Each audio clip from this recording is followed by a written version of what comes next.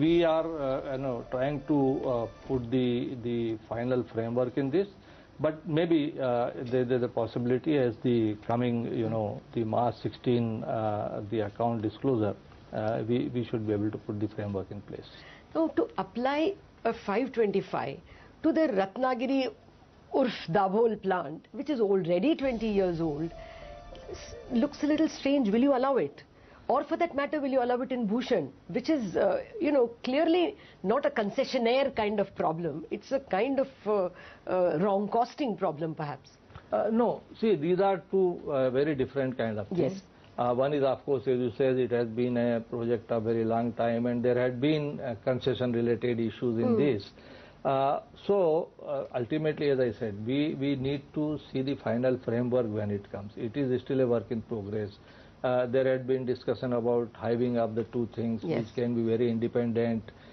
Maybe one of the hived up unit would be something which can fit into the prescription of 525, while other may not qualify for it. So we will need to examine everything. On the again, not referring to any particular account, but there are sectors, and there are sectors which we know that they are long gestation sector.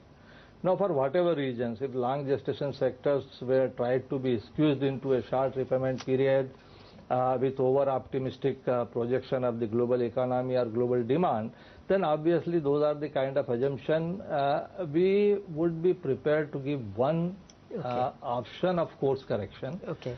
But this option would not be a free option. This option would need all the parties concerned to bring in their share, or also share the pains if there are, and move with a much greater sense of responsibility. And we also be prepared to be dislodged if that is the option. So, short point, you will disallow some cases? It depends, as I said, if his case is fitting the bill and if there are merits in the case, yes. If it is not, then naturally the viewpoint would be different. It's not that because there is a scheme and kind of whosoever comes and, not going to a movie theater, that if you have bought a ticket, you are entitled to sit through the show. That is not the intention. So, looks like you will disallow Bhushan? Will you disallow Ratnagiri? As I said, I would refrain from, commenting on the individual cases. Okay. But each case as it comes would be examined, that I can say, very, very in greater details. What is your sense, though, as both a former commercial banker and a current supervisor, that we are going to see period of greater stress? We cannot still say the system has plateaued in terms of stress?